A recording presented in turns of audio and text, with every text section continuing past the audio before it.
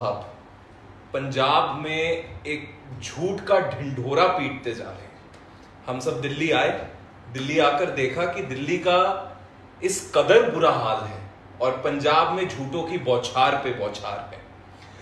पंजाबी में एक कहावत होती है, पल्ले ना धेला कर दी मेला मेला।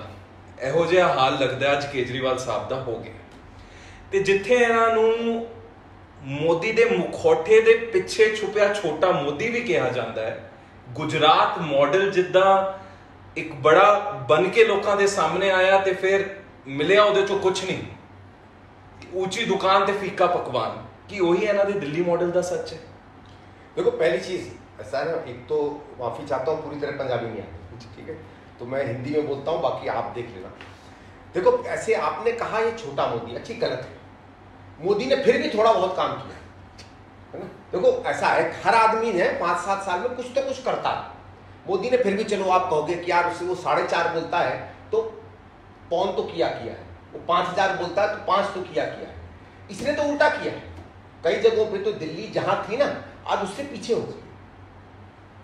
मोदी को तो क्या फायदा था कि गुजरात में पहले से ही बड़ा काम हो रहा था, वो तो उस पर बैठ के, उसकी एक बड़ी अच्छी आदत थी कि कहाँ पैसा देना, कैसे जर्नलिस्टों को पकड़ना, अखबार में अपना नाम कैसे देना, डरा धमका के और लोगों को थोड़ा सा इधर उधर लुभा के, वो धर्म का इस्तेमाल करके वो किस तरीके से अपनी तरफ करना और एक कहानी बताना। लेकिन इसका तो बिल्कुल उल्टा है। अच्छा, मैं सबसे पहले आता हूँ, देखो शब्द मॉडल पर। मॉडल क्या होता है?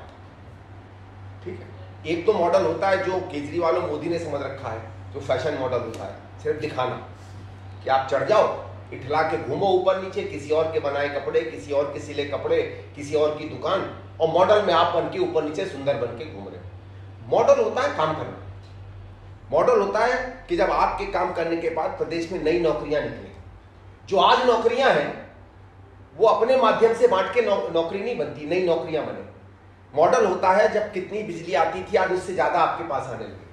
मॉडल होता है कि कितना आपके यहाँ धान होता था, कितना आपके यहाँ गेहूं होता था, आज उससे ज्यादा होने लगे। मॉडल होता है कि पहले जितना लोगों को मिलता था, 4 रोटी खाते थे, आज 4.5 रोटी, 5 रोटी, 6 रोटी खाने लगे। मॉडल ये है कि अगर पहले इतने लोग बेघर होते थे तो आज वो कम हो गए। मॉडल होता है कि हमारे पास चाहे 5% गरीब हो, चाहे 10% गरीब हो, उनके लिए गरीबी में, उनकी गरीबी हटाने के लिए क्या किया? उनकी जेब में 2 रुपया भीख में दे के मॉडल नहीं होता है, या जो उनको अभी तक मिल रहा था उसमें ये समझ के कि ये इनका, क्योंकि हमको वोट लेना है, उस बात को लुभाना है, तो उसमें कोई मन लुभावनी बात कर देना। बात वो नहीं होता है। देखिए, जब 2 जने आपस में संबंध बनाते हैं तो कोई दूसरे को फूल देता है, कोई दूसरे को गिफ्ट देता है, वो रिझाने वाली बात होती है। शादी के बाद भी अगर आप घर में पैसा ना ला के घर ना चला और गुलाब देते रहो तो घर नहीं चलता। इनका मॉडल ये है। बिजली की तैयारी की कांग्रेस ने, इसमें थोड़ा सा ठीक है, दिल्ली तो पैसे वाला स्टेट है भाई, यहाँ 5-10% गरीब है। पंजाब में 20% गरीबी है, उत्तर प्रदेश में 50% गरीबी है, महाराष्ट्र में 30% गरीबी है। वहां ये बात आप कहां से कर पाओगे? यहां तो हर आदमी टैक्स देता है। यहां तो अगर आप चले जाइएगा, जो रिसेटलमेंट कॉलोनियां कांग्रेस ने बनाई थी, आप लोगों को शायद पता नहीं होगा, दिल्ली में जो सबसे, समझ लीजिए, बैकवर्ड कॉलोनी मानी जाती है, जिसको रिसेटलमेंट कॉलोनी माना जाता है, जहां हमारी झुग्गी में रहने वाले भाई बहनों को कांग्रेस ने प्लॉट दिए, आज एक फ्लोर 20-20 लाख की हो गई। पंजाब में मिलेगा 20-20 लाख के घर में रहने वाला गरीब। तो इन्होंने, इसलिए मैं कह रहा हूं, ये मॉडल है ही नहीं, ये मॉडल है चुनाव का। हमारा मॉडल होता है काम का, विकास का, लोगों को सहयोग करने का, प्रगति का, देश को, समाज को, राज्य को, जगह को आगे ले जाने का। इनका होता है इलेक्शन का फ्री बांटना। फ्री तो जो चाहे बांट ले, फ्री बांटने में क्या भाई? फ्री करके देना ठीक है, मैं समझ सकता हूं, सहूलियत एक स्तर तक आप दो, कोई दिक्कत नहीं जी, लेकिन सहूलियत कहां? देखिए, बहुत लोग इस बात पर अक्सर आके कहेंगे कि साहब कांग्रेस भी तो फ्री देती थी, आपने नरेगा किया, आपने बाकी स्कीमें की, लेकिन फर्क है।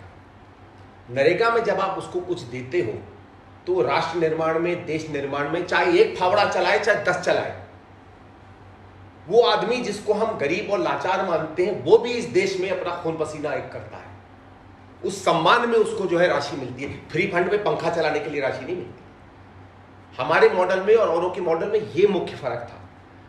हम अगर कृषि की बिजली कम करते हैं तो कृषि में अगर आप बिजली का रेट कम करते हो तो उससे किसान जो है पानी निकाल पाता है, समय पर अपने धान में, अपने गेहूं में, अपने जवार में, अपने बाजरा में, अपनी दालों में टाइम से दे पाता है और पूरा पानी दे पाता है, और उससे अनाज का सृजन होता है। अनाज के सृजन होते से गरीब आदमी, दूर दराज में रहने वाले आदमी का भी भरपेट वैसे में जाता है। तो वो 4 रुपया भी अगर आप उसकी बिजली में देते हो तो किसी न किसी के पेट में जाता है। घर के लिए, मेरे घर के लिए, मेरी बत्ती के लिए, मेरे पंखे के लिए, मेरे एसी के लिए फ्री नहीं दिया जाता है। इसलिए मैं कह रहा हूं मॉडल का यही फर्क होता है। मैं कहता हूं ना, आपने किसी में कई राज्य हैं जिन्होंने किसी में बिजली कम की है, स्वागत है, हम कभी उसके खिलाफ नहीं जाएंगे। आपने खेती के लिए इरिगेशन का पानी दिया, हम कभी उसके खिलाफ नहीं जाएंगे, क्योंकि वो देश के निर्माण में जाता है, आपके मेरे निर्माण में जाता है, गरीब के लिए जाता है। ये फर्क है उनके मॉडल में और हमारे मॉडल में। हमारा मॉडल क्योंकि जेब में सीधे सीधे नहीं जाता है, इसलिए लोगों को लगता है क्या किया यार, ठीक है तुमने तो यार सबके लिए कर दिया, हमारे लिए क्या किया। लेकिन एक चीज याद रखिएगा, देश सबका होता है, किसी एक का नहीं होता। किसी एक का काम करना माँ बाप का, सामाजिक संस्थाओं का काम होता है, सबके लिए काम करना सरकार का काम होता है। और ये मुख्य फर्क है उनके मॉडल में और हमारे मॉडल में, ये याद रखिएगा। इसलिए कभी भी इसके मॉडल को मॉडल मत कहिएगा, उसको कहिए तुम्हारा चुनावी मॉडल है। ठीक है, चुनाव में तो बहुत लोग जीतते नहीं, बेहतर से बेहतर नेता इस देश में हार गए और खराब से खराब नेता इस देश में जीत गए, और जीत हार से विकास की परिभाषा नहीं बनती है, इतना भी याद रखिए। Sir, you just spoke about development and the definition of development, and you very rightly highlighted how this is nothing but a propaganda tool but not a development model. This is where my next question comes up. During the first and second wave of the pandemic, we've seen people in Delhi suffering because they did not even have basic access to a hospital bed, oxygen, or life-saving drugs. But then this government in Delhi of Arvind Kejriwal goes around saying that the best healthcare model in the entire country.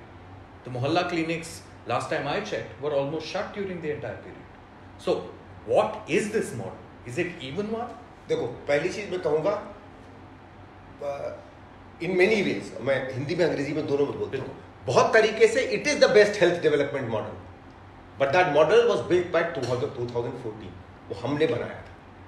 ये कहना कि best model नहीं है, हम नहीं कहेंगे नहीं है, लेकिन वो हमने बनाया था। दिल्ली में जब कांग्रेस की सरकार आई थी 1998 में, तो 18 केवल अस्पताल थे। जब कांग्रेस की सरकार को हराया तो 39 अस्पताल थे। कितने थे? 39। ये मैं आपको आंकड़े दूंगा, आप अपने टीवी पे दिखाइएगा, इनकी ही वेबसाइट से। दिल्ली में 3 या 4 हजार बिस्तर होते थे सरकार के, वो उठा के 10 या 11 हजार कर दिए। जब सरकार हारी तो 11 नए अस्पताल बन रहे थे। ये बात जब मैंने उजागर की थी तो सरकार के लोग पूछने लगे थे कि भाई साहब उन जरा लिस्टों का जल्दी जल्दी नाम दीजिए, हम तो फंस गए।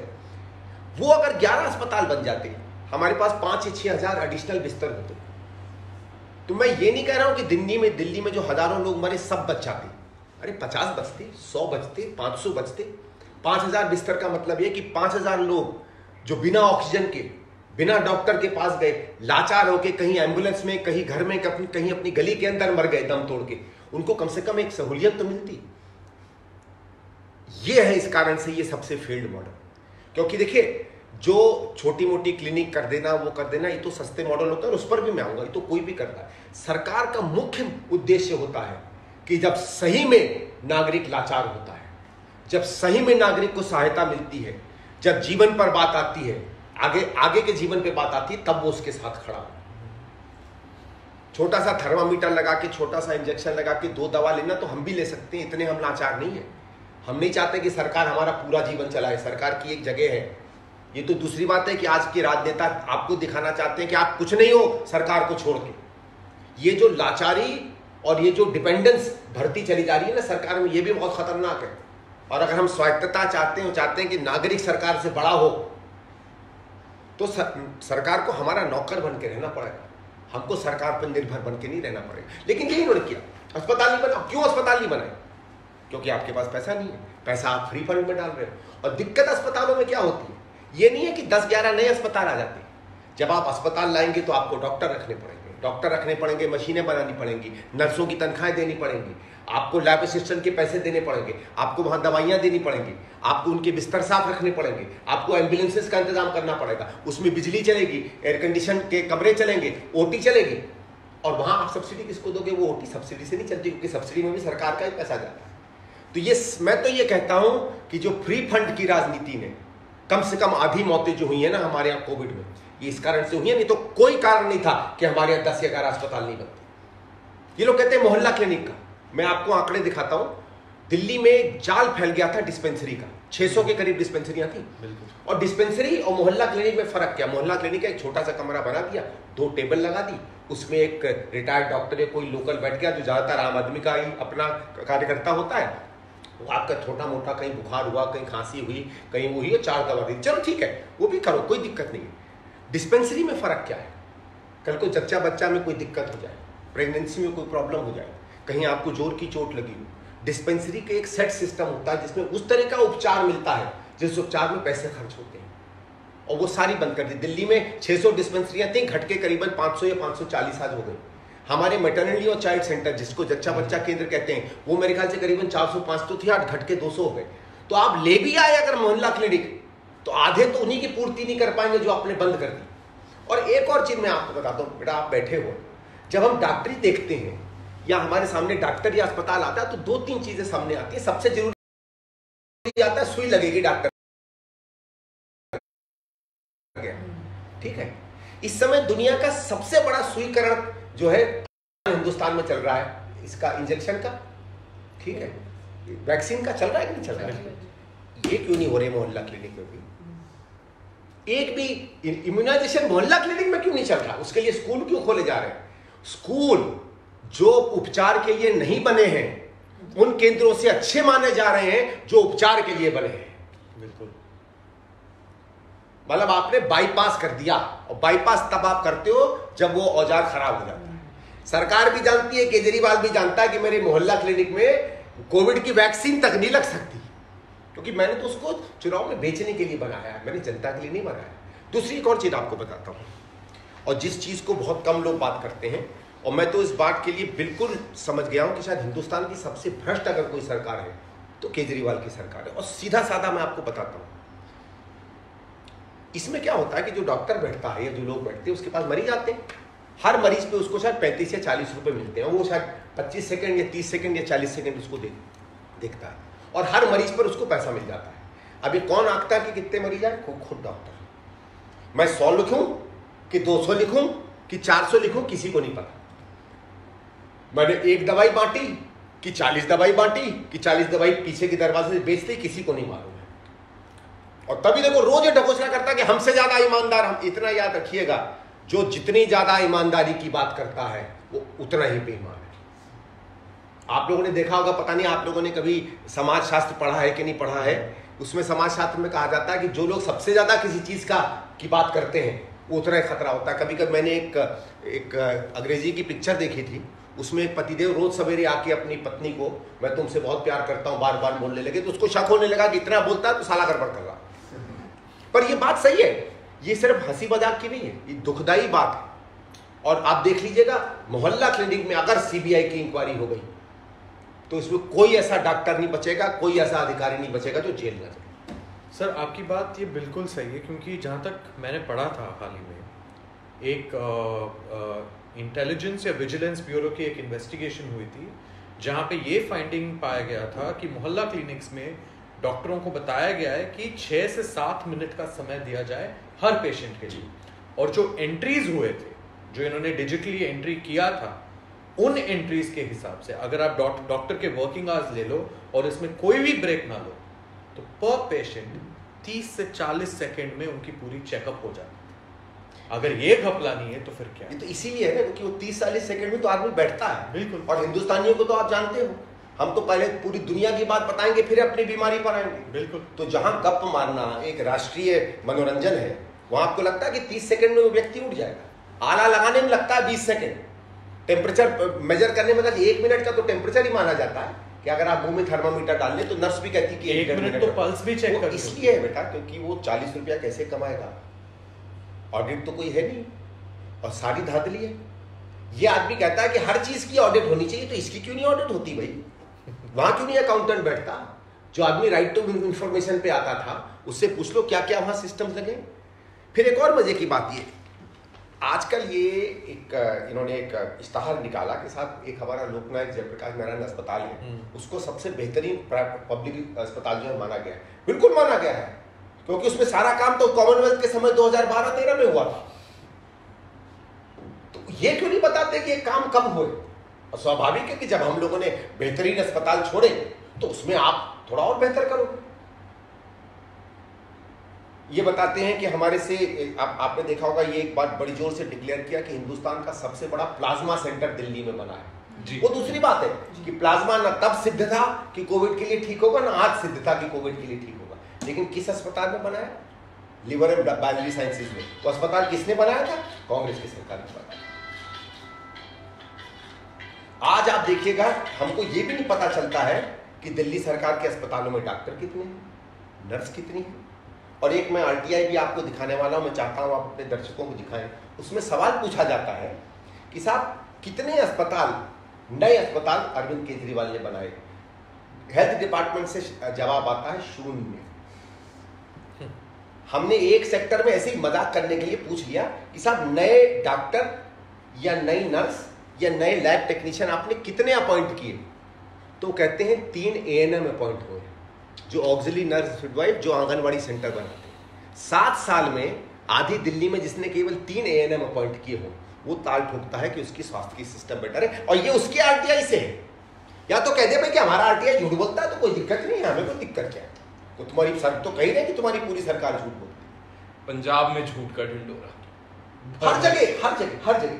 देखिए, इसने एक चीज समझी है, ये जानता है कि क्योंकि आजकल लोग जो है परस्पर केवल अपने सीधे फायदे को देख रहे हैं, क्योंकि टीवी के माध्यम से, अखबार के माध्यम से जो एक बड़ी सोच होती है उसको आजकल झुठलाने की कोशिश हो रही है। एक भारतीय जनता पार्टी की तरफ से कोशिश हो रही है कि 70 साल कांग्रेस ने कुछ नहीं किया, तो लोग इस बात को समझने लगे कि जब देश में विकास ही नहीं हो रहा है तो चलो यार 4 पैसे जेब में ही आ जाएंगे।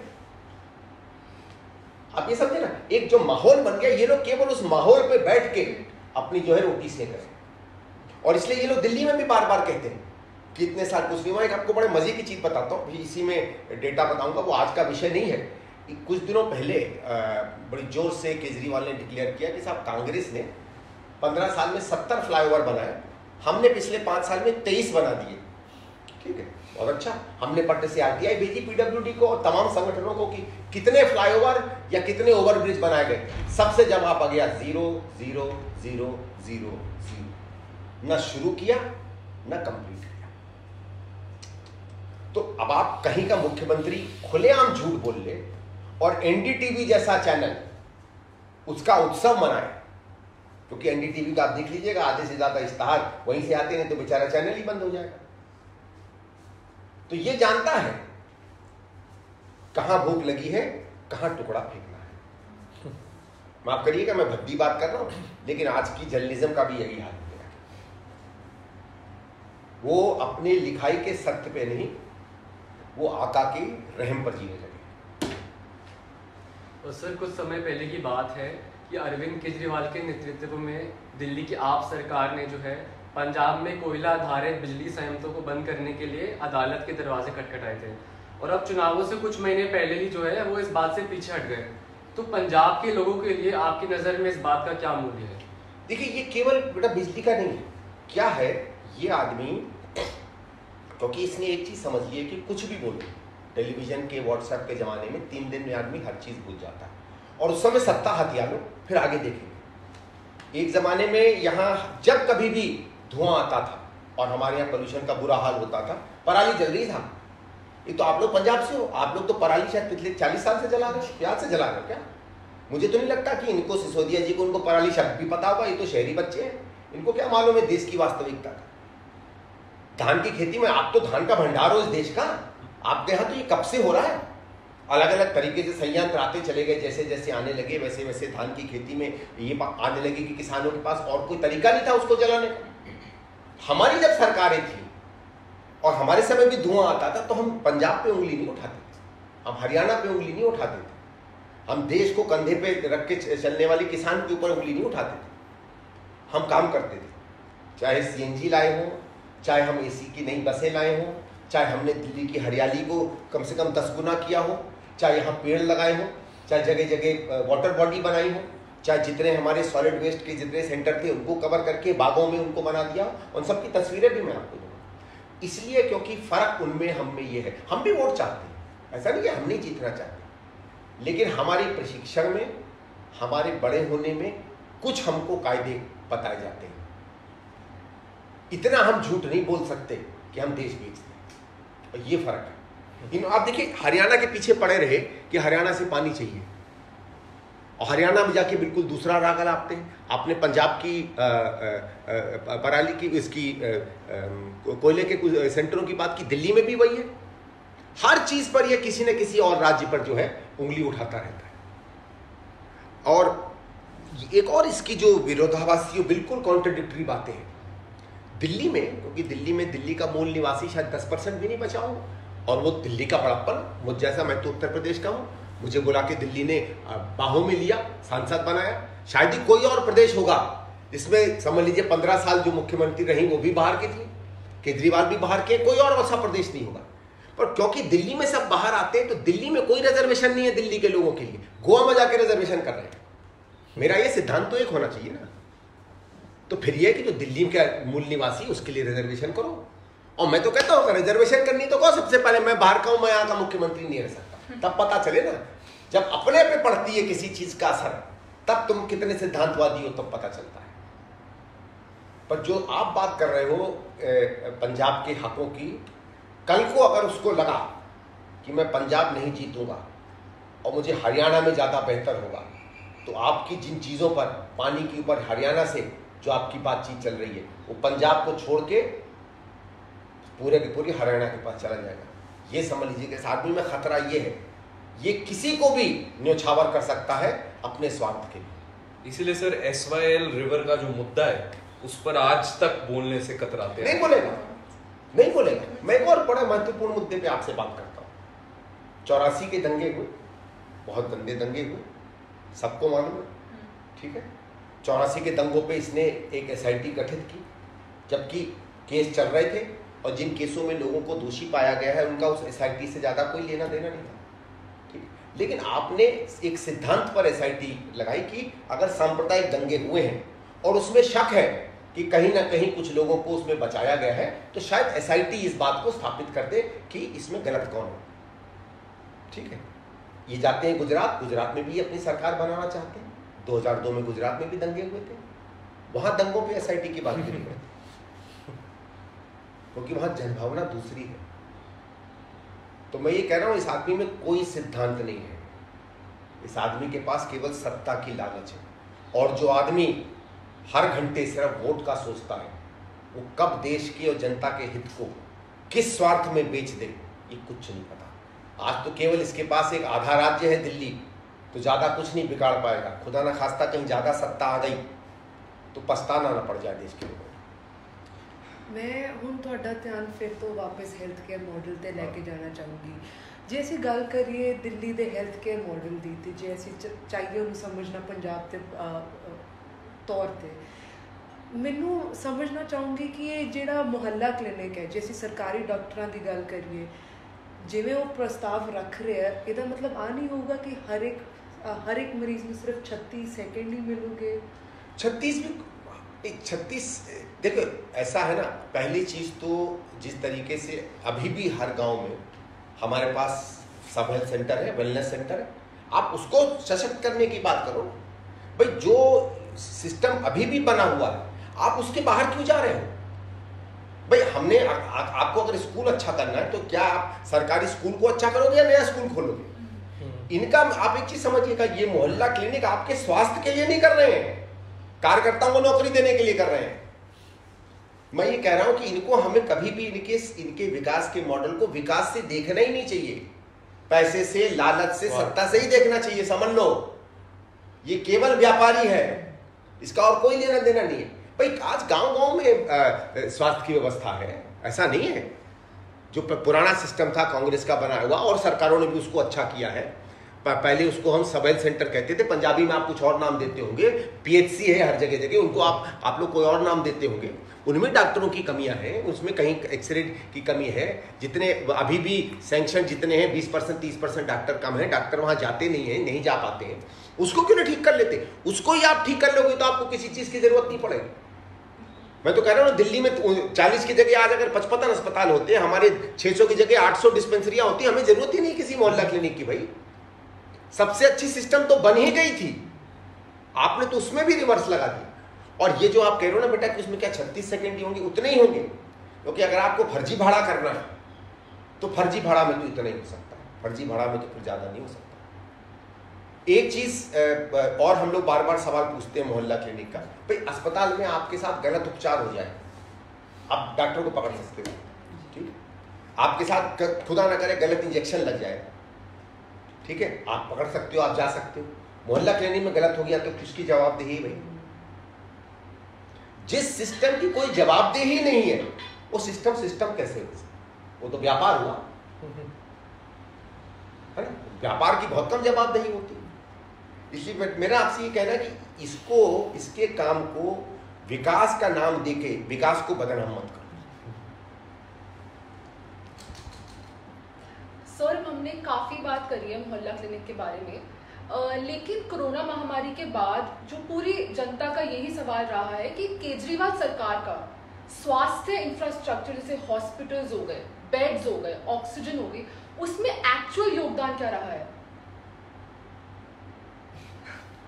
सिंपल, बहुत सिंपल। देखिए ऐसा है, कोरोना 1 हुई, ठीक है, कोरोना 1 में दिक्कत हो सकती है, मैं समझ सकता हूँ, किसी राज्य सरकार को ठीक से नहीं पता था कि क्या होना है, ठीक है। उसके बाद 1 या 2 महीने आप देखिए, यूरोप में जब पहली वेव आई थी उसके 2-3 महीने बाद हमारे यहाँ ये बीमारी आई, ठीक है। हिंदुस्तान में धीरे धीरे बंबई में केस बढ़ने शुरू हुए और जगहों पे बढ़ने शुरू हुए, तो ये खतरा बढ़ता चला गया। अप्रैल के महीने की बिल्कुल शुरुआत में, मैं आपको वो वीडियो भी दूंगा जो आप लोगों को दिखाइएगा, अरविंद केजरीवाल जाकर कहते हैं कि हमारे पास पर्याप्त ऑक्सीजन है, ये इसका स्टेटमेंट है। फिर कहता है हमारे पास पर्याप्त बिस्तरे हैं। तो जो नेता समस्या को समझने में ही विश्वास नहीं रखता है, क्योंकि जानता था उसने कोई तैयारी नहीं की थी, इसलिए उसका था अरे दे दो, क्या यार 2-4-5 आ जाएंगे, 2-4 मर जाएंगे, हमारी जेब को क्या जा रहा है। उसको थोड़ी मालूम था ये भयानक हालत हो जाएगी, उसको थोड़ी मालूम था कि मेरे इश्तहारों के नीचे की जो सच्चाई है इतनी भयानक है, मेरे पास ना बिस्तरे हैं, ना अस्पताल है, ना डॉक्टर है, ना ऑक्सीजन है, ना एम्बुलेंस है, लोग सड़कों पे बढ़ने लगेंगे दिल्ली में। जिस दिल्ली को दुनिया का सबसे अच्छा कैपिटल माना जाता था, मुझे याद है कि शीला जी जब मुख्यमंत्री थी तो कई शहर के लोग आके कहते थे कि यार उधार के लिए हमको दे दो 5 साल के लिए शीला जी, हमारा राज्य ठीक कर दे, उसके बाद कोई दिक्कत नहीं। उस शहर को आपने वो बता दिया कि यहाँ का आदमी सड़कों पे लाचार घूम रहा है, क्योंकि इसको पता था कि मरने वाले कितने होंगे, 1000, 5000, 10,000, 20,000, 300 रुपए की फ्री बिजली तो सबको दे रहा हूँ।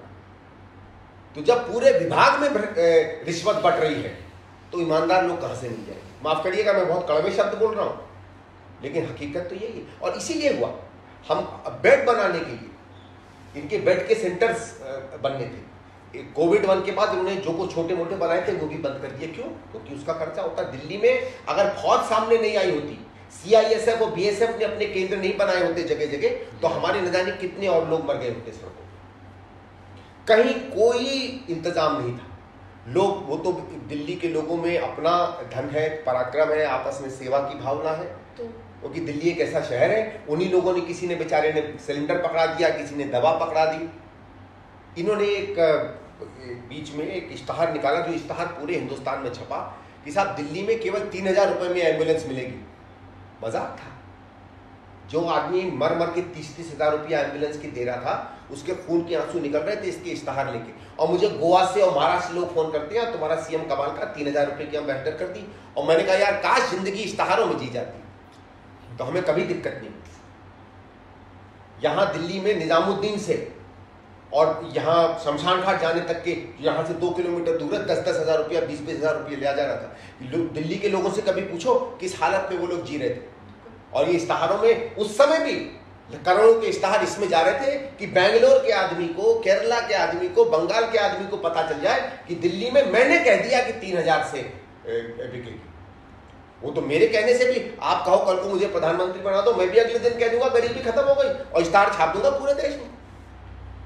यही सबसे बड़ी दुख की बात थी, जिसमें पीड़ा होती है, गुस्सा आता है, कभी कभी क्रोध आता है कि यार तुमने लाशों तक पे राजनीति कर डाली, लाशों पर तुमने बिजनेस कर डाली। अरे कहीं तो यार, कहीं तो रहम करो। लेकिन है जो है सो है। आज बेटा आप जिस तरह के सवाल हमसे पूछ रहे हो, क्योंकि समय बीत गया है, इश्तहारों ने फिर सारे दर्द पाट दिए हैं। यही सवाल अगर तुम उन 2 महीनों में पूछते तब पता चलता दिल्ली वालों से कि दिल्ली की असली में क्या हालत है। तभी तो सर आजकल सब बातों की सरकार ही कहते हैं। अब जो भी कह लो उसको, बट आप लोगों के ऊपर एक चीज का बहुत बड़ा भार है। वो यही भार है कि आपके प्रदेशों में, देखिए बात ये नहीं है कि कौन सी पार्टी जीते, बात यह है वो मुद्दों पे जीते और सही मुद्दों पे जीते।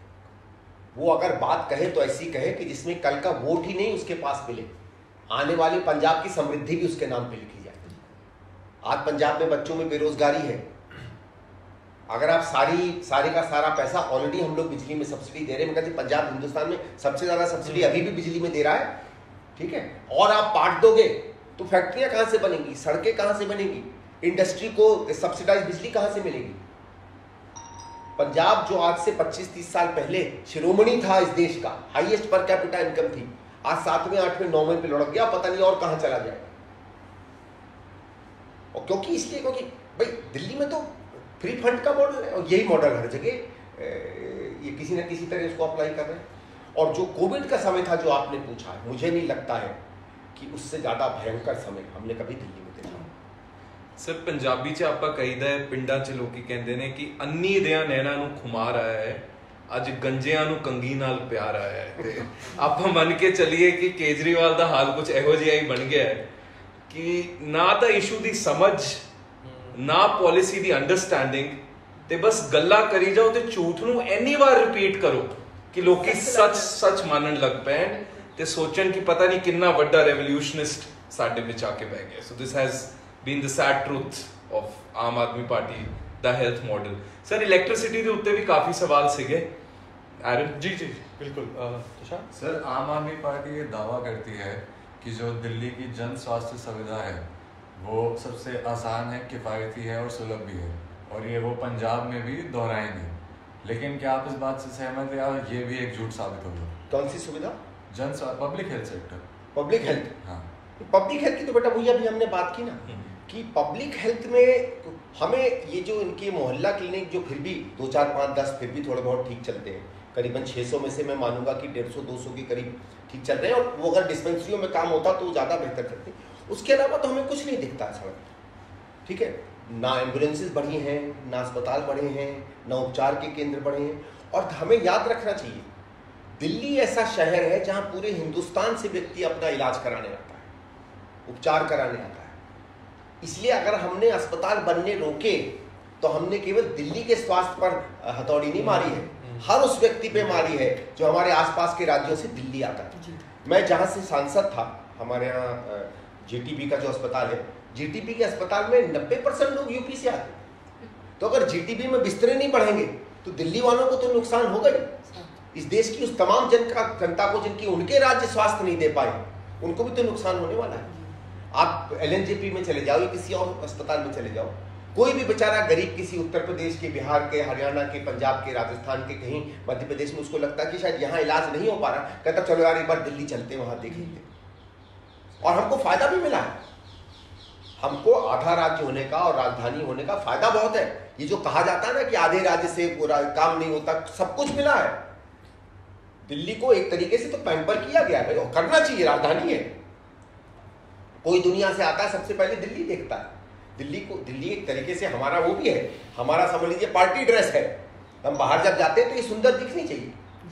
तो दिल्ली को अगर छोटा मोटा 2-4 दिन की डिले का प्रॉब्लम भी होता है भारत सरकार के साथ आधा काम करके, तो उसको फायदा में मिलता है। आपको मालूम है हमारी बजट में पुलिस नहीं है, इतना पैसा बाहर है पानी की तरह। पंजाब में कहां से लाएंगे? पंजाब में तो आपको पुलिस का भी पैसा देना पड़ता है, यहां तो पुलिस का पैसा देना नहीं पड़ता है। यहाँ तो इतने सरकारी ऑफिस हैं जो सब लोग इनकम टैक्स भी दे रहे हैं, जिसमें दिल्ली का भी भाव मिलता है, वो तो और प्रदेशों में मिलेगा नहीं, और जगहों से मिलेगा नहीं। पूरे हिंदुस्तान में कहीं भी बिजनेस हाउस होता है वो दिल्ली में भी एक दफ्तर बनाता है, उसका टैक्स भी हमें मिलता है, उसका इनकम टैक्स भी हमें मिलता है। वो तो पंजाब में या किसी और स्टेट में मिलेगा नहीं, वो पैसा सब आएगा कहाँ? भाई आप एक समझ लीजिए पैसे के भंडार पे बैठ के उसको लुटा रहे हो, और जिन राज्यों में वो भंडार को सृजन करने की और जोड़ने की बात हो रही है, आप कह रहे हो वहां जाके लुटा दोगे। तो फिर जो आप कह रहे हो ना बेटा कि वो किस तरीके से ये उसको सुविधाओं को कर पाएंगे, वो सुविधा नहीं कर पाएंगे। और यहाँ एक और था, यहाँ सुविधा सब आ चुकी थी पटरी पर। भाई अगर मेरे खेत में गेहूं अच्छा हो गया है तो मैं सबके घर में 2 मुट्ठी भेज सकता हूँ, और राज्यों में तो उतना गेहूं तो हो पहले कि मेरा पेट भर जाए, फिर तो दुनिया में बांटोगे। अभी तो उस स्थिति में भी हम लोग नहीं है। Sir, when we talk about the power sector specifically, because this is one more sector where Kejriwal's lies and jumlas are very prominent. He made a statement very recently where he said the industrial power per unit average cost is the highest in Punjab in the entire country. He was fact-checked by multiple media outlets, by multiple politicians across the political spectrum. But what is very interesting to note is that the cost of industrial power per unit is higher in Delhi than in Punjab. And despite that, Mr. Arvind Kejriwal says, I will give 24-hour power supply to industries in Punjab. Punjab has the highest cost of electricity for the industrial sector. I will reduce it significantly. Whereas he has only increased it in Delhi. He can't. देखो, understand what is the Delhi model. देखो, दिल्ली में 1998-99 में 55-56% चोरी थी, ठीक है, टीएनडी losses जो थे 55-56% थी। ये आज कह रहे हैं कि मैं 300 यूनिट दे रहा हूँ फ्री, तब तो सारी दिल्ली फ्री रहती थी। 60% दिल्ली अनमीटर्ड थी, मीटर ही नहीं लगे थे। जहां से मैं सांसद था, जिन कॉलोनियों में मैं जाता था, सब जगह तार लगे रहते थे। 99-2000 में जो सबसे कठिन काम होता है बिजली में, दिल्ली में मीटरिंग शुरू हुई। धीरे धीरे जब प्राइवेटाइजेशन हुआ उसके बाद धीरे धीरे सबको मीटर लगने शुरू हुए। सबसे ज्यादा जो कहा जाता है ना कि कांग्रेस को गाली पड़ती है, क्योंकि जो 0 रुपए देता था उसको जब 400 रुपए देने पड़ते थे वो गाली देता था। कठिन काम तो हमने किए। वो 55% बिजली की चोरी को हम लाके 16-17% पर ले आए। उसके बाद ठीक है, वो नेचुरली जब एक बार रेला चलता है तो इनके सामने 16-17% से 6-7% पर आ गए। सबके यहाँ मीटर लगना शुरू हो गए, इलेक्ट्रॉनिक मीटर लगने लगे। मैकेनिकल मीटर में क्या है, पूरी रीडिंग नहीं आती है, तो दिल्ली में ये भी फैला दिया कि साहब ये तेज चलते हैं इलेक्ट्रॉनिक मीटर। केजरीवाल ने आते ही कहा कि मैं सारे इलेक्ट्रॉनिक मीटर चेक कराकर इनको बंद करा दूंगा और भ्रष्टाचार में कंपनियों को बंद कर दूंगा। पूछो तो मेरे ख्याल से एक भी मीटर नहीं चेंज हो पाया, क्योंकि सारे मीटर से। इसने कहा कि साहब दिल्ली में 3 ही कंपनियां क्यों हैं, रिलायंस और टाटा, मैं आते ही पूरे सेक्टर को खोल दूंगा। नहीं खोला कोई भी सेक्टर, क्यों? क्योंकि सांठगांठ हो गई होगी इनको किसी न किसी से। खैर, अपन आते 50% के करीब बिजली थी दिल्ली में। सारी राजनीति ट्रांसफार्मर के नीचे होती थी। क्या था, ट्रांसफार्मर के नीचे आके हम लोग बीजेपी के खिलाफ नारे लगाया करते थे। मेरे घर के सामने एक ट्रांसफार्मर है, शीला जी तब थी, हम और शीला जी वहां नीचे जाके, जब वो दिल्ली की अध्यक्ष बनी थी, यही धरना दिया था।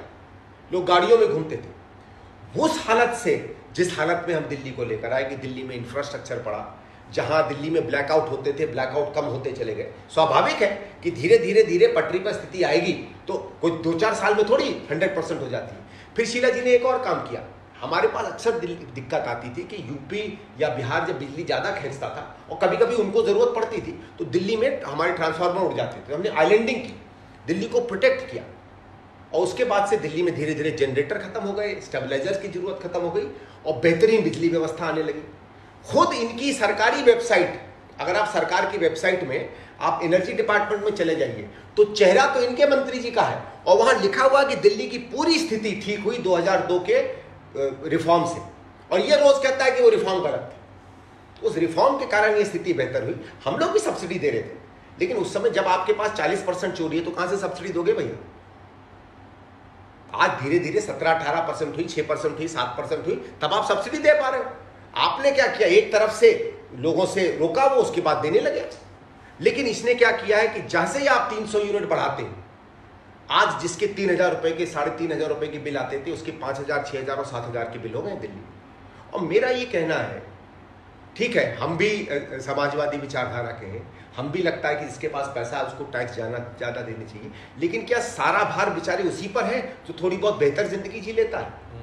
अगर आपने घर में 2 AC लगा लिए और आपका 400 यूनिट हो गया तो आप तो 2 8,000, और जो 300 यूनिट से नीचे है वो बेचारा एक भी ना, ठीक है उसको भी। तो मेरा ये कहना है कि इस तरीके की किस तरीके की आप समाज में बंटवारा भी लेते आ रहे हैं। इसके जितने एक और इसने प्रॉमिस किया था, जब कभी आप 2013 का इसका मैनिफेस्टो देखिएगा, उसने ये प्रॉमिस किया था, उसने ये कहा कि साहब दिल्ली में बिजली के बिल इसलिए हाई है, जबकि उस समय हाई नहीं थे, भारत के कई राज्यों से हम लोग सबसे सस्ते थे तब भी, इसलिए क्योंकि भ्रष्टाचार है कांग्रेस सरकार में, और हमारे आते ही बिजली के रेट कम हो जाएंगे, ठीक है, जो 3 रुपए है वो 2 रुपए हो जाएगा। ये आए सरकार में, कूदने लगे ऊपर से नीचे बंदर की तरह, ये कम कर देंगे वो कम कर देंगे। इनको सरकार ने बताया कि कुछ कम नहीं हो सकता, बिल्कुल ठीक ठाक रेट है। तब इसने क्या किया, रेट कम नहीं किया, सब्सिडी देना शुरू कर दिया। तो इसका सबसे पहला जो आधार था कि रेट कम होने चाहिए, वो वहीं गिर गया। तो इस सबको ये बता दीजिएगा, ये रेट नहीं कहीं कम करता, ये सब्सिडी देता है। और वो सब्सिडी वही है। दिल्ली में आज क्यों 70 के बाद एक भी फ्लाईओवर नहीं बना, क्यों 39 के बाद एक भी अस्पताल नहीं बना। ये शिक्षा व्यवस्था की बात करते हैं, केवल 6 नए स्कूल बनाए, हम लोगों ने 200 नए स्कूल बनाए थे, कोई नया स्कूल नहीं बना। दिल्ली में कोई नई सड़क नहीं बन पाई, दिल्ली में कोई नया बड़ा इंफ्रास्ट्रक्चर नहीं बन पाया, कोई नया जंगलात नहीं बना, कोई बड़ा नया पार्क नहीं बना। भाई शहरों में तो यही चीजें आप दे सकते हो ना, क्यों नहीं बना? क्योंकि ठन गोपाल है, पैसे में थोड़ा बहुत शिक्षा में डाल रहे हैं ये, लेकिन शिक्षा में भी जब उसका समय आएगा बात करने का, तो शिक्षा का तो खुलासा इससे भी ज्यादा है। उसमें तो इतना ज्यादा बुरा हाल है इनका कि जब आप उसके आंकड़े देखेंगे तो आप सच्ची में हंसने लगेंगे कि शिक्षा का भी ये कौन सा मॉडल है।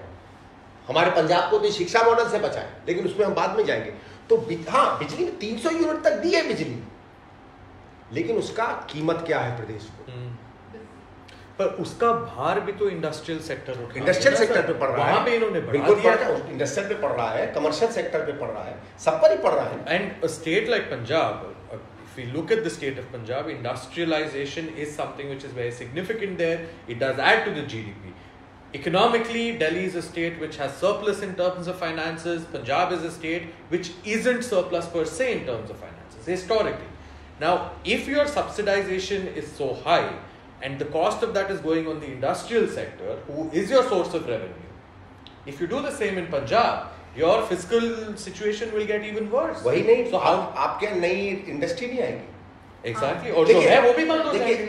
लोग कहते हैं कि दिल्ली, देखो दिल्ली में इंडस्ट्री फिर भी इसलिए आ जाती है क्योंकि इसकी लोकेशन है। जी जी। पंजाब में लोकेशन का एडवांटेज नहीं है, वहां नहीं आएगी, वो हरियाणा चली जाएगी।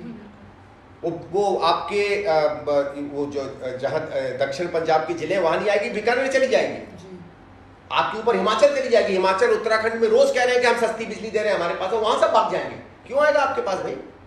और वही हुआ है पंजाब में, जो हम पिछड़ गए हैं इंडस्ट्री में, वो इसी कारण से पिछड़ गए हैं। आज पंजाब में जो बेरोजगारी का क्राइसिस है वो इन कारणों से ज्यादा है कि हमको ऑल्टरनेट नहीं मिल पा रहा। देखिए, आपने खेती किसानी में इस देश को एक नेतृत्व दिया, लेकिन हर बच्चा खेती किसानी में नहीं जाना चाहता है कि आपके खेत भी छोटे होते चले जा रहे हैं, आपकी जमीनें छोटी होती चली, तो यही चीजें तो आपको काम और नौकरी देंगी। और अगर आप हर चीज में मतलब सिर्फ वोट के लिए करेंगे तो ना आपकी इंडस्ट्रियल डेवलपमेंट होगी, ना आपकी कमर्शियल डेवलपमेंट होगी। और जो आप बात बता रहे हैं, एक और मैं आपको बात बताना चाहता हूँ, यहाँ तो सब पंजाब में तो अभी रिफॉर्म्स चल रहे हैं, ऑन प्रोसेस है। आपको मालूम है दिल्ली में पिछले 7 साल में 1 नया मेगावाट बिजली ऐड नहीं हुआ है, एक। क्यों? क्योंकि महंगा होता है उसको बनाना। जो आप हम लोग 2013-14 में छोड़ गए थे, उसके पास 1 मेगावाट ऐड नहीं हुआ है, और वो भी इसलिए क्योंकि उसके लिए पैसा। तो क्या पंजाब या क्या हरियाणा या क्या गुजरात या क्या गोवा या क्या उत्तर प्रदेश या क्या बिहार, क्या वो राज्य इस मॉडल को मान सकते हैं, इस फर्जी मॉडल को? सो बॉटम लाइन अगर हम इस चीज को देखें, इलेक्ट्रिसिटी के स्टैंड पॉइंट से, अगर केजरीवाल एंटर्स इनटू पंजाब, बेरोजगारी और इंडस्ट्रीज का बंद होना, नए इंडस्ट्रीज का ना आना, देखिए these are the biggest threats. अगर ये आएंगे तो 300 यूनिट सबको मिलेगी, ठीक है। जिसको लगता है कि 300 यूनिट ही जिंदगी है, उसकी शुरुआत और उसकी अंत वो जाने, और उसकी जिम्मेवारियां जाने। उनके आने वाले भविष्य के बच्चों के लिए अंधकार होगा। हर बार यही हो चुका है, जहां जहां लोगों ने अपने सिर्फ कल के लिए अपना परसों न्यौछावर कर दिया, वो राज्य वो नहीं रहे जो किसी जमाने में रहा करते थे। पंजाब ने न केवल धान में या गेहूं में या खाद्य में, पंजाब ने हर तरीके से इस देश को नेतृत्व दिया है। जब बाहर की ताकतें आई हैं तो पंजाब ही लड़ा है, जब पार्टीशन हुआ था तो पंजाब ही लड़ा था, जब हरित क्रांति की जरूरत हुई थी तो पंजाब का ही किसान आगे आया था। और मुझे मालूम है कि पंजाबी अगर अपने पे आ गया तो देश को नया मॉडल भी फिर पंजाब ही देगा, अरविंद केजरीवाल भी देगा। Sir, hasn't the Kejriwal government time and again targeted the people of Punjab for the pollution crisis in Delhi? Yes, yes. And now they are going to the same people to seek their blessings whom they once blamed. आप इसी पे continue कर थोड़ी और light shade कर सकते हैं power sector policies और स्ट्रैटेजीज जो कि आपकी गवर्नमेंट यूज करती है। और दूसरी चीज, क्या ये सिर्फ एक तरीका है कि वो दिल्ली के जो उन्होंने फेलियर्स देखे हैं, जो उन्होंने यहाँ पे काम किया है, उसे कॉम्पनसेट करने के लिए पंजाब के रिसोर्सेज यूज करें? है वही तो इश्यूज है शायद। देखिए, सबसे पहले तो क्योंकि ये पोल्यूशन पे कुछ नहीं कर पाए। देखिए, अगर आप दिल्ली का ग्राफ देखें, और मैं वो भी ग्राफ कभी आपको बताऊंगा, आप अगर दिखाना चाहें तो, दिल्ली में करीबन 1% से 2% हरी जमीन थी। हम लोग उसको 18 से 20% ले गए। ये अभूतपूर्व है, किसी राज्य में हिंदुस्तान में नहीं हुआ कि 4 या 5 साल में हम 10 गुना अपनी हरा क्षेत्र बढ़ा दें। आप देखिएगा कि जो CNG लाकर और बाकी बदलाव लाकर, जो फ्लाईओवर लाकर जिसमें गाड़ियों का कम जैम लगता था, बड़ी सड़कें कर जो पोल्यूशन लेवल गिरे, अभूतपूर्व थे। लेकिन ये सब कंटिन्यूअस काम होता है। कोई भी ऐसी जंग जो विकास के लिए हो या जनहित के लिए हो, लोगों को हमेशा दिखती नहीं है, लेकिन वो सतत लड़ाई हमेशा चलती रहती है। इसने तो सब बंद कर दिया मामला। इसको CNG से भी आगे जाना चाहिए था, उसको नई तरीके के डीजल की बात करनी चाहिए थी। लेकिन जब उसको पता चला वो दिक्कत है, तो उस समय क्योंकि ये सिर्फ दिल्ली में था, इसने कहा कि बड़ा अच्छा है, ये पराली अराली के नाम पर हम उनको ब्लेम कर देते हैं, उठा देते हैं, और शहर के लोग हैं, इनको किसानों से कोई लेना देना नहीं। बड़ा आसान है, बड़ा आसान है, मतलब किसानों पर उंगली उठा देना। और दिल्ली के लोग, आप देखिएगा किस तरीके से दिल्ली के लोग इसके पूरे प्रोपेगेंडा के बाद पंजाब के किसानों के बारे में बात करते थे कि ये तो पोल्यूशन फैलाते हैं, यही नहीं के कारण हमारा जीवन वो हो गया, यही हमारा जीवन खराब हो गया। आज उसको जब लालच दिखा कि नहीं यार, ये तो पंजाब भी मेरे पास आ सकता है, तो पूरी की पूरी इसने अपनी रणनीति पलटी। और मैं सिर्फ यही पूछना चाहता हूँ कि अगर समझ लीजिए बाई चांस, वैसे तो 1% चांस भी नहीं, लेकिन अगर इनकी सरकार आ गई और तब दिल्ली में पराली का धुआं आया, तब क्या करें? तब तो हरियाणा में डाल देंगे, हरियाणा बोलेंगे पंजाब ने कुछ किया। पश्चिम उत्तर प्रदेश भी है, हाँ हरियाणा भी है। बिल्कुल। हो सकता है उसको लगे कि पंजाब से ज्यादा माल मिल रहा है तो दिल्ली छोड़ दे, उसका फर्क पड़ता है भाई। ये तो वो है ना, जैसे उसको हम लोग कहते हैं एक स्कैवेंजर होता है ना, गए इस कूड़ेदान से कुछ खाया, कूड़ेदान जब पूरा हो गया तो अगले कूड़ेदान पे पहुंच गए, उससे खा के अगले कूड़ेदान पे पहुंच गए। और ये कि इनका ये कि धीरे धीरे धीरे पार्टी बढ़ती रहेगी, धन संपत्ति आती रहेगी। कभी आप लोगों ने सवाल पूछा है कि जो पार्टी बार बार दिल्ली में कहती है कि हमें धन चाहिए चुनाव लड़ने का, वो पंजाब में इतने बड़े बड़े ऐड कहां से आ रहे हैं? आपके मैंने देखा बड़े बड़े ऐड जो हैं, कभी अमरिंदर सिंह के इतने बड़े ऐड देखे? वो तो धनी आदमी है, उनके पास तो अपना व्यक्तिगत भी है। पटियाला के इतने बड़े राजा रहे। कांग्रेस पार्टी जिसपे सब लोग उंगली उठाते हैं कि इसने न जाने कितना धन बटोर लिया, मेरे ख्याल से हमारे 10% भी नहीं है इसके ऐड के। तो ये क्या, ये सब क्या भजन मंडली में गा कर या आरतियां गाकर इकट्ठा करते थे? तो दिल्ली से इकट्ठा होता था ना सारा मामला, और वही पंजाब में हो रहा है। और हर तरीके में यही करेंगे, इसका उस पे, उसका उस पे, उसका उस पे, उसका उस पे। ये पर्यावरण की बात करते हैं, ठीक है। यहाँ इन्होंने एक नया सिस्टम शुरू किया पिछली बार कि साहब हम ये डीकम्पोजर से, ये जितनी पराली है इसको हम वो कर देंगे। पिछले साल इन्होंने उसी डीकम्पोजर के चक्कर में शायद 25 या 30 एकड़ पर ये काम किया, और उसके इश्तहार में 100 एकड़ से ऊपर खर्च कर दिए थे, पता। तो यही होगा पंजाब में भी, आपके अंततः यही होगा।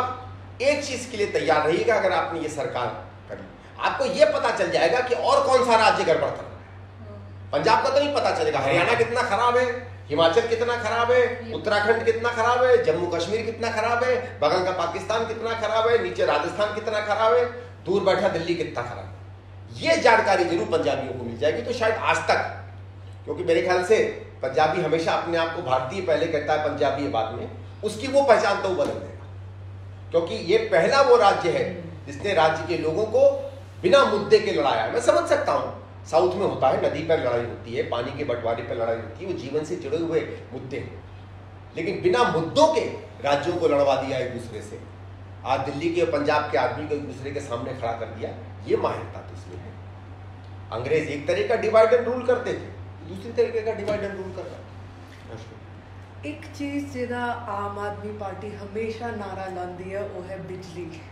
जे ऐसी गल करिए गुजरात दी या उत्तराखंड दी, हुण जे आपां पंजाब दे बारे भी गल करिए कि तुहानू नहीं लगदा कि दिल्ली दे वांगू जिद्दां उन्होंने कहा कि वो फ्री दी बिजली देंगे, एक होर झूठ दी नींव रखी जा रही है पंजाब वास्ते?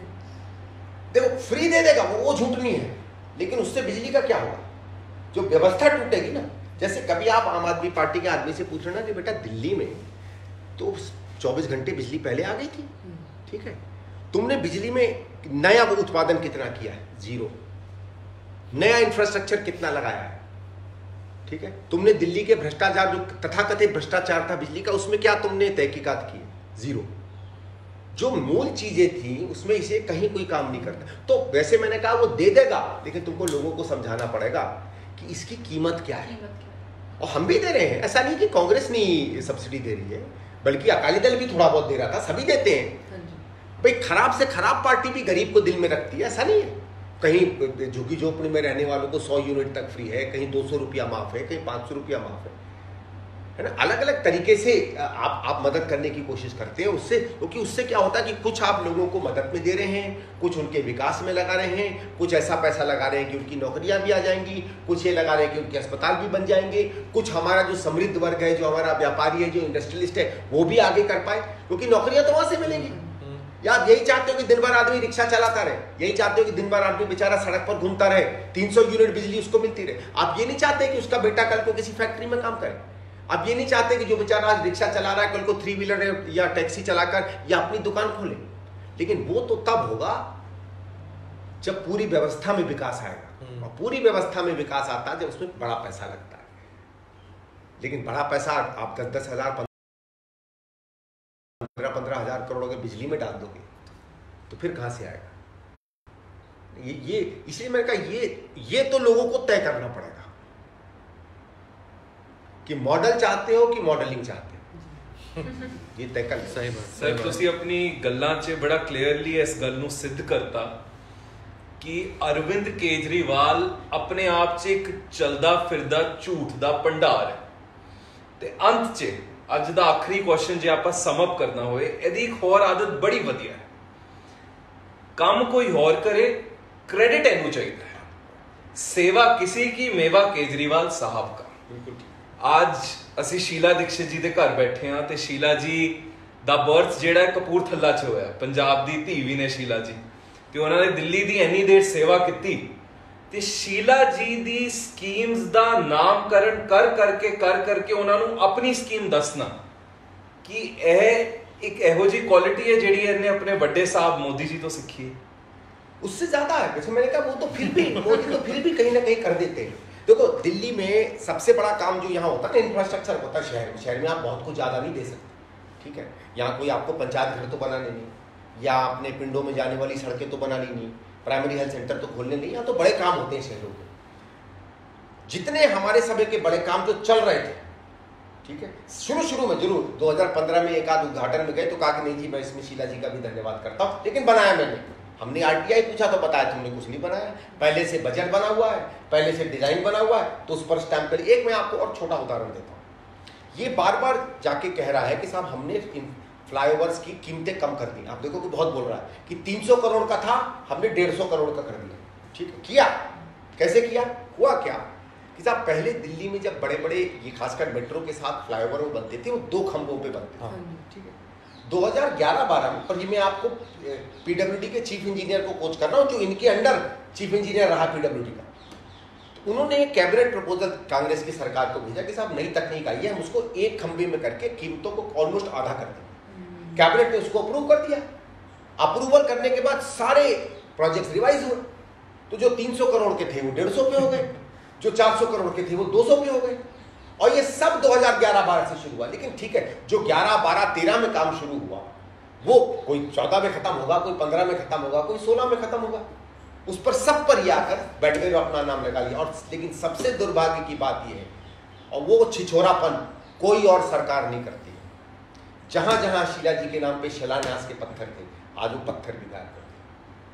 हमारे यहाँ कम से कम कितना भी दुश्मनी हो ये नहीं करते हैं, लेकिन इस आदमी ने वो पत्थर भी गायब कर दिए। और मुझे अधिकारियों ने बताया कि ऑर्डर से करवाए ये पत्थर हटने से। दिल्ली में जितनी भी हमारी मेजर स्कीमें थी, एक तो सबसे पहले उन्होंने उनको रोका। यहाँ सबसे हाई पेंशन मिलती थी, और इसीलिए देखिए जो सोशल वेलफेयर की पेंशन होती है वो ज़रूरी होती है। क्या होता है, अगर आपको धन ही बांटना है तो हमारी सरकारें क्या करती थी, जो वृद्ध है 60 या 65 साल से ऊपर, जो असहाय है, क्योंकि हमारे यहाँ एक प्रथा चल गई है कि परिवार माँ बाप की चिंता नहीं करता है, उनको 5 या 6 हज़ार रुपया महीना मिलता था। जो आंखों से बेचारे चैलेंज थी, पूरी तरह से ढंग से नहीं देख पाते थे, या जो विडोज थी, सिंगल फीमेल हेडेड फैमिलीज थी, उस तरीके की पेंशन दिल्ली ने की। इन्होंने वो सारी पेंशनें बंद कर दी और सारा पैसा सब्सिडी में डाइवर्ट कर दिया, क्योंकि उसमें वोट नहीं मिलता है लेकिन उसमें जनता का हित होता है। कोई मुझे बता सकता है कि पंखा चलने से ज्यादा जरूरी ये नहीं है कि किसी वृद्ध महिला के घर में 5,000 या 4,000 आ जाए, उस समाज में जहां हम इन जैसे लोगों की आज चिंता या केयर नहीं करना चाहते। आपको मालूम है ये जो उज्ज्वला स्कीम आई, सबसे पहला कौन सा राज्य था दिल्ली में जो 100% गैस सिलेंडर जिसमें हुए और सरकार ने गैस सिलेंडर बांटे? दिल्ली में एक स्कीम आई थी जिसके अंदर सारे गरीबों के घर में वो दिए गए क्या कहते हैं, गैस के चूल्हे और सिलेंडर दिए गए। वो इसलिए नहीं क्योंकि उसका आपने इश्तहार में नहीं सुना होगा, वो इसलिए क्योंकि उससे हमारा पोल्यूशन कम होगा। उससे लिंक करके शीला जी ने कहा कि उनको, महिलाओं को भी फायदा उसमें मिलेगा। Delhi was the first kerosene, उसको हम लोग केरोसिन फ्री कहते थे क्योंकि दिल्ली में उसका केरोसिन का मतलब था, और कहीं लकड़ी होगी कहीं कुछ होगा। तो अब ये तो नहीं कह सकते थे लोग लकड़ी के चूल्हे, केरोसिन फ्री दिल्ली बनाई गई। सबसे पहले दिल्ली में एक महिला भागीदारी की स्कीम बनाई गई, इससे बढ़िया कोई स्कीम नहीं थी। हर जगह महिला रिसोर्स सेंटर बनाए गए, लेकिन महिला रिसोर्स सेंटर में हमारा विधायक नहीं बैठता था, हमारे मुख्यमंत्री का चेहरा नहीं लगता था, उसमें एक्चुअल विकास होता, वो सब बंद कर दिया। क्योंकि देखिए कभी कभी ऐसी काम सरकार करती है जिससे वोट नहीं मिलता है, लेकिन आगे चलकर जो है इलाके को काम मिलता है। जो आपका कहना कि इसने ये भी किया है कि कांग्रेस का जितने काम थे सब पर अपना ठप्पा लगाता है, अस्पतालों में ये कर रहा है। अब जैसे ये बताते हैं कि हमने स्कूलों में कमरे ठीक कर रहे हैं, ये क्या कर रहे हैं कि स्कूल तो उन्होंने 5 या 6 नहीं बनाए, ये क्या कर रहे हैं कि उसका फसाद ठीक कर रहे हैं, कहीं बाहर सीमेंट टिमेंट लगा दी, कमरे सुंदर कर दिए, वो तो पहले भी हो रहे थे। मैं आपको अभी एक बताऊंगा, वो आप दिखाइएगा अपने कंप्यूटर में कि ये तो काम 2010-11 से रूपांतर करके कार्यक्रम दिल्ली सरकार ने चलाया था। 14 से 16 हज़ार के करीब कमरे तभी कन्वर्ट हो गए थे, इन्होंने उसको 40-44 हज़ार कर दिया। स्वाभाविक है ना भाई, 2 साल में 16 हज़ार हुए तो उसके बाद 7 साल में 44 हज़ार हो जाएंगे, कौन सी नई बात है। और ये तब जब इन्होंने एजुकेशन बजट को 3 गुना कर दिया। हमने तो 3 गुना करने की भी जरूरत नहीं थी, हमने इनसे ज्यादा काम किया कम बजट में, ज्यादा काम किया बिना ये कह के कि हम ईमानदार हैं, ज्यादा हमने रिजल्ट दिखाए। पता नहीं शिक्षा में आप लोगों को पता है कि नहीं, जब कांग्रेस की सरकार आई थी तो दिल्ली में 55% था 12वीं का पास मार्क। कितना था? 50 से 55%। 2013-14 का जो रिजल्ट हुआ हम लोग 89% में थे, 55 से 89। ये 89 से गए 93 पे, और ढोल पीट रहा पूरे हिंदुस्तान में 4% पे, 40% कोई नहीं देख रहा। बस आपको बताता हूं 12वीं से भी ज्यादा महत्वपूर्ण होता है 10वीं, क्योंकि 10th is your foundation. 10th में दिल्ली के पास मार्क थे 46%। 2011 की बात कर रहा हूं क्योंकि 9 के बाद आपको याद होगा 10th के बोर्ड का इम्तिहान बंद हो गया, तो 99% पास होने लगे थे, तो मैं जाऊंगा ही नहीं तब। सो 1999 से लेकर 2010 तक जब लास्ट एग्जाम हुए हम लोग ले गए थे 46% से 83-84% या 85% के करीब पास मार्क्स। मालूम है आप कितने हैं? 70 से 75%। कभी तुमने इसको 10th के पास मार्क्स की बात कहते सुना है? कभी इनके लोगों से पूछ लेना कि बेटा 10वीं में कितने पास होते हैं दिल्ली? ये बताते हैं कि साहब ज्यादा बच्चे आज से सरकारी स्कूल में आ रहे हैं, तो आपने देखा होगा। आपको मालूम है टोटल एनरोलमेंट दिल्ली सरकार के स्कूलों की टोटल एनरोलमेंट 2014 से कम है आज। आबादी तो बढ़ गई होगी कम से कम 20%, आबादी बढ़ गई 20%, प्राइवेट से भी बच्चे तुम्हारे पास आ गए, लेकिन टोटल बच्चे कम हो गए। ये तो पहला मॉडल मैंने देखा है। और मालूम है क्यों? और मालूम है क्यों? दूसरा, 12वीं में जो बच्चे इम्तहान देते हैं वो पहले से कम दे रहे हैं। और मालूम है क्यों? ये इस आदमी की बदमाशी और इसके अंदर जो एक तरीके से दानव छुपा हुआ उसकी निशानी है। ये क्या करते हैं, जो बच्चे अच्छा नहीं करते हैं उनको ओपन स्कूलिंग सिस्टम में डाल देते हैं और सिर्फ पास होने वाले बच्चों से इम्तहान दिलवा रहे हैं। हर साल 30 से 40 हज़ार बच्चों की जिंदगी खत्म हो जाती है इस शहर में, और कोई बोलने वाला नहीं है, क्योंकि सारे मीडिया के मुंह पे ये पैसा फेंकता है। कि मैं आपको आंकड़ों से सिद्ध कर सकता हूं। जब शिक्षा की बात आएगी ना, इतना दुख होता है इस दिल्ली को, जहां मेरे ख्याल से हिंदुस्तान भर के बच्चों को आके पढ़ना चाहिए। तो जब आप जो बच्चे नहीं पढ़ पाते हैं, जो बच्चे, स्कूल तो उनके लिए होते हैं जो कमजोर बच्चे हैं भाई। काबिल बच्चे तो कहीं भी पढ़ लेंगे। काबिल बच्चों को तो हमने कितना देखा है कि वो लालटेन के नीचे पढ़ के आईएएस बन गए, आईपीएस बन गए, उनको कोई थोड़ी रोक पाता है। जिनमें प्रतिभा ईश्वर ने दे रखी है, उसको हम और आप थोड़ी जरूरत है। ये तो उसके लिए है जो शायद घर में 8 घंटे काम करता है, घर में कोई नहीं पढ़ पाता है, जिसके घर में कोई प्रथा नहीं पढ़ने की, उन बच्चों के लिए होता है। उनको तो आप किनारे कर देते हो। 1,60,000 1,40,000 बच्चे 12वीं का इम्तहान दिया करते थे 2013-14 में। आज 1.25 लाख भी नहीं है। कम कैसे हो गए भाई? तो बढ़ जाने चाहिए ना। और आप तो कह रहे हो कि स्कूल के बच्चे कूद के आ रहे हैं सरकारी स्कूलों में। हाँ, कोविड के समय तो अगर कूद के आ रहे हैं तो छलांग मार के बाहर भी जा रहे होंगे। कम कैसे हो गए? 70 में हम 90% 80% ले आए थे पास मार्क, आप उसको घसीट के 70% पे ले गए। इसे बच्चों के भविष्य के, इन बच्चों के बारे में कोई क्यों नहीं पूछ रहा है? और आपके पंजाब को तो ये रोजगार देना चाहते हैं ना। 2013-14 में दिल्ली का बेरोजगारी दर था 4%। 2019 की शुरुआत में, कोविड के पहले क्या था? 11%। हर 10वां बच्चा इस शहर में आज बेरोजगार है। बच के रहना। आपके यहाँ भी 5-7% है, 25% हो जाएगी बेरोजगारी। बिजली, हाँ बिजली फ्री मिलेगी, ये समझ लें। पंखे खूब चलेंगे, वो अच्छा भी है। जब बेरोजगारी होगी तो घर में बैठे रहेंगे, पिक्चर देखना, दिन भर घर में बैठना और पंखे की हवा फ्री लेना। 300 यूनिट तक। बाकी कुछ मिले ना मिले, ये जरूर मिल जाएगा। भविष्य नहीं है, लेकिन आज का दिन पंखे में बिता लो, ये है इसका मतलब। पंजाब जेड़ी साडे योद्धियां दी धरती, पीरा फकीरा पैगंबरां दी धरती, जेड़ी धरती ते गुरु साहब ने नारा दिता कीरत करो ना जपो ते वंड छको, उत्थे एहो जे झूठे आदमी जिन्हें अपने बच्चियां दी झूठी सौं खाई कि मैं कदे राजनीति च नहीं आवांगा, अरविंद केजरीवाल ते राजनीति च भी आया ते अज शीला दीक्षित जी दे बेटे दिल्ली तो साबका सांसद संदीप दीक्षित जी ने आंकड़ियां तो ते केजरीवाल दे डिपार्टमेंटां तो कढ़ाई गईयां राइट टू इंफॉर्मेशन आरटीआईस तो सानू यह दसता कि राजनीति दा सब तो वड्डा पाखंडी अरविंद केजरीवाल सिद्ध हो गया। सत श्री अकाल, आदाब। सत श्री अकाल।